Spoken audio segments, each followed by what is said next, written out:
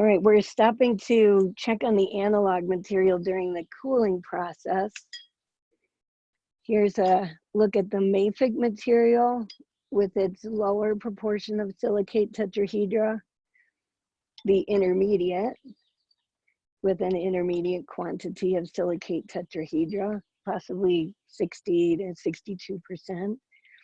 And then the felsic material that's somewhat pinkish or orangish in color, that has a high proportion of silicate tetrahedra.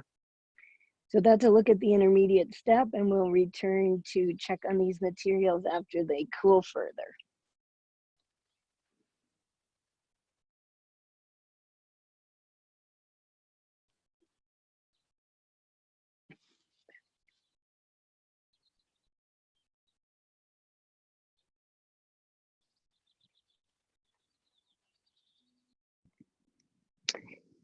Well, further cooling has occurred and the magma chambers are now ready to erupt effusive flows. The mafic, could you zoom in a little or turn toward this one? The mafic magma is running kind of like thick honey. That would be similar to the viscosity of basalt when it erupts from volcanoes like Kilauea. Here's an example of an intermediate effusive eruption of the type that occurs in many volcanoes of the central Colorado field or the Rio Grande Rift. Andesite would be a typical lava.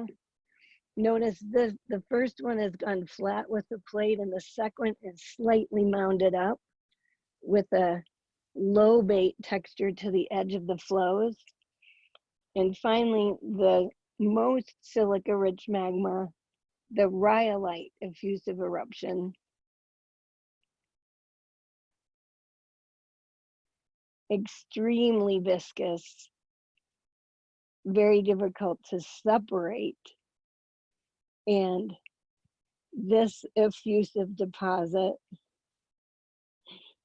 has a difficulty leaving the magma chamber, and it stands up in a domed shape,